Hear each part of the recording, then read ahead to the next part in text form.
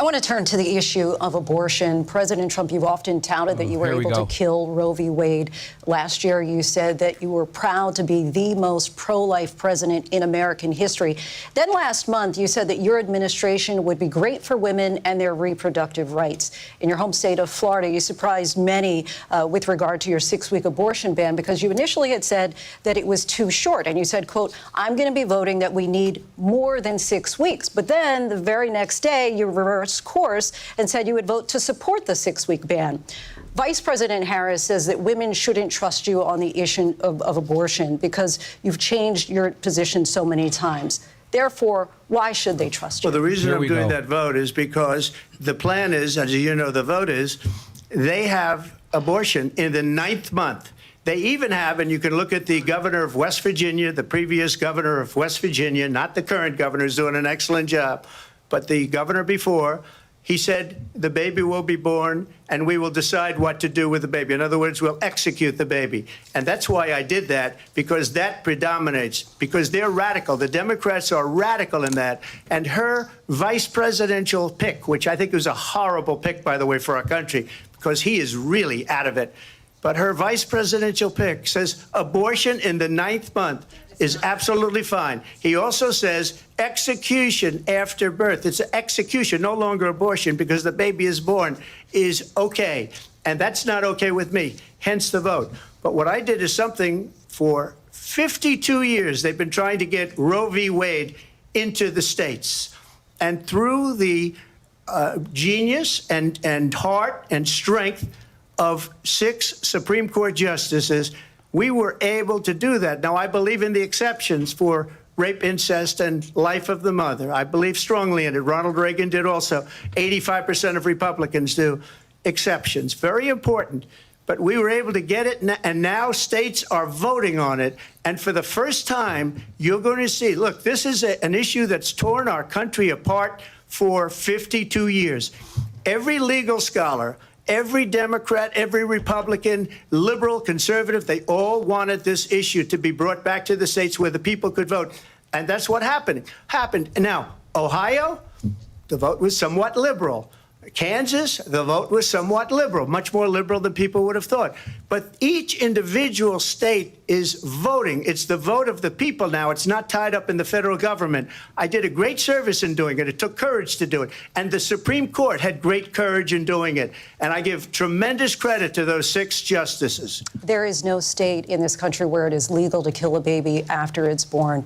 Madam Vice President, I want to get your response to you have to get that in there. Well, as I said, you're going to hear a bunch of lies, and that's not actually a surprising fact. Let's understand how we got here.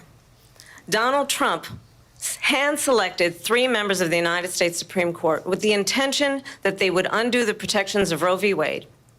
And they did exactly as he intended. And now in over 20 states, there are Trump abortion bans, which make it criminal for a doctor or nurse to provide health care. In one state, it provides prison for life. Trump abortion bans that make no exception even for rape and incest, which understand what that means. A survivor of a crime of violation to their body does not have the right to make a decision about what happens to their body next. That is immoral. And one does not have to abandon their faith or deeply held beliefs to agree. The government, and Donald Trump certainly, should not be telling a woman what to do with her body. I have talked with women around our country. You want to talk about this is what people wanted? Pregnant women who want to carry a pregnancy to term, suffering from a miscarriage, being denied care in an emergency room because the healthcare providers are afraid they might go to jail, and she's bleeding out in a car in the parking lot. She didn't want that. Her husband didn't want that. A 12 or 13-year-old survivor of incest being forced to carry a pregnancy to term. They don't want that.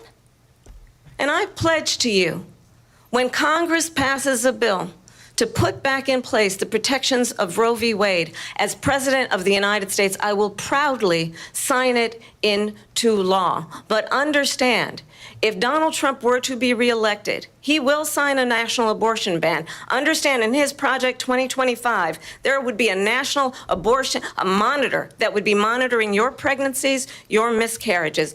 I think the American people believe that certain freedoms, in particular the freedom to make decisions about one's own body, should not be made by the government. Thank you, Vice President Harris. Well, there she goes again. It's a lie. I'm not signing a ban, and there's no reason to sign a ban because we've gotten what everybody wanted.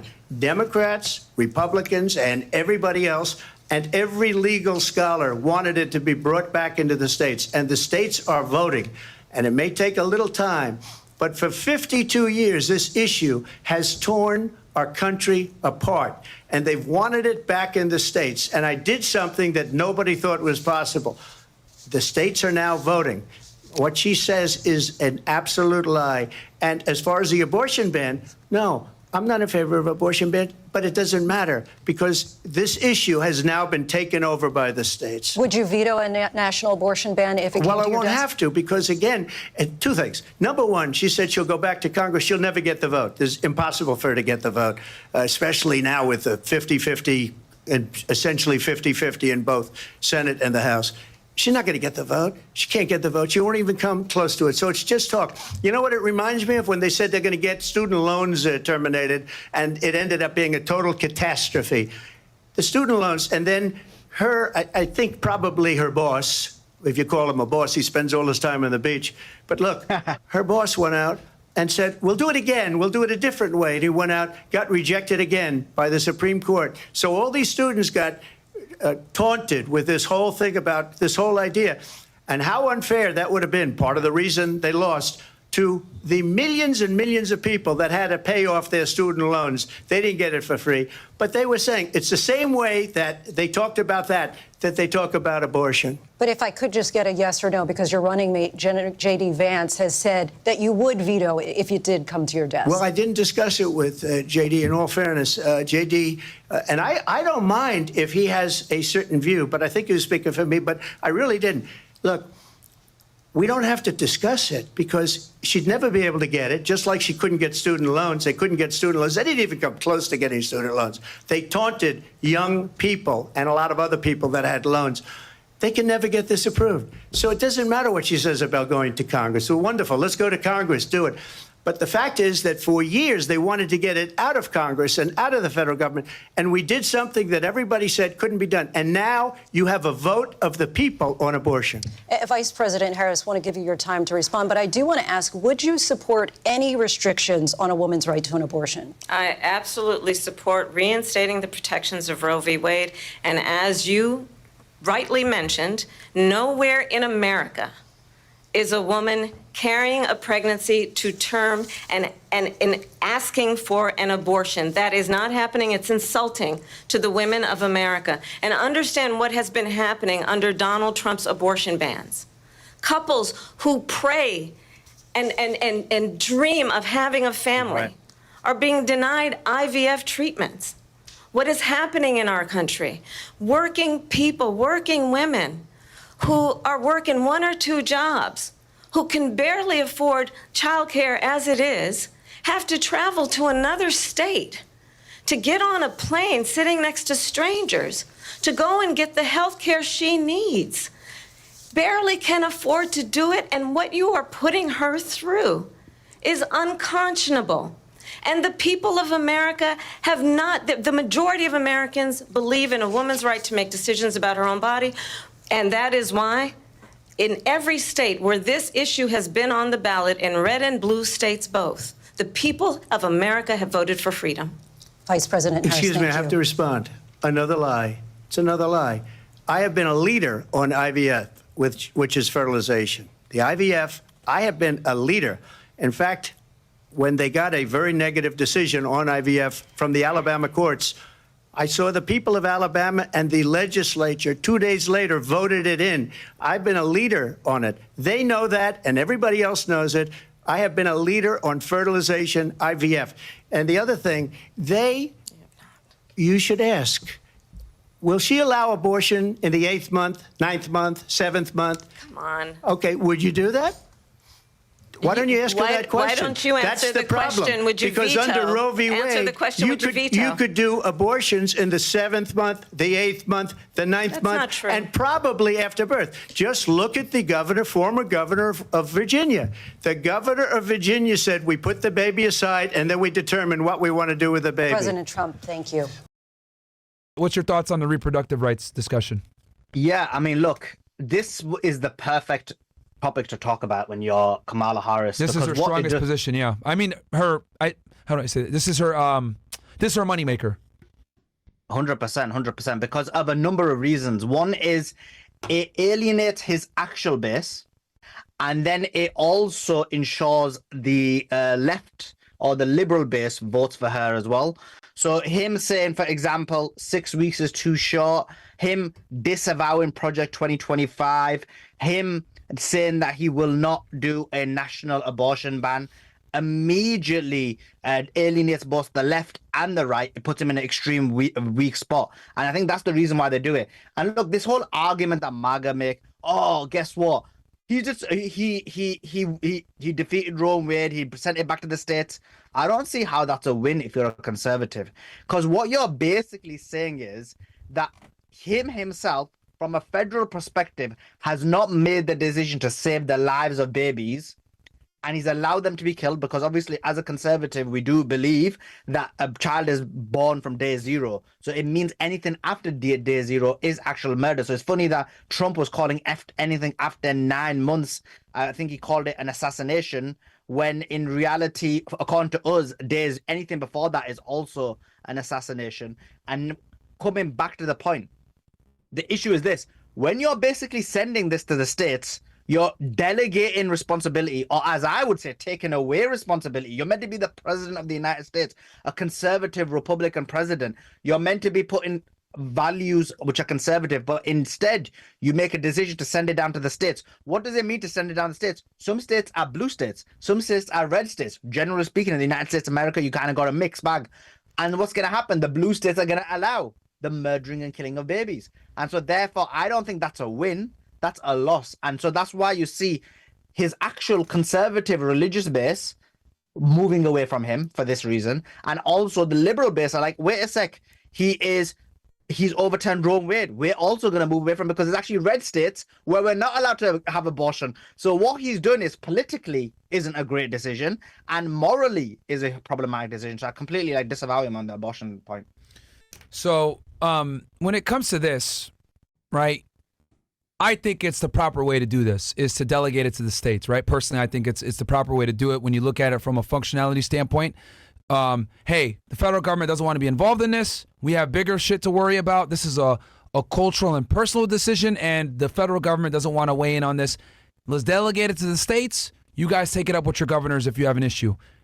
The problem with that, though, right, is what I've been noticing is people are able to take him saying, I'm going to move it to the states, and kind of run with it however they want to define their political agenda, right? So what the Democrats are using it as is, oh, there's a Trump abortion ban, right? Because he said, I'm going to move it to the states.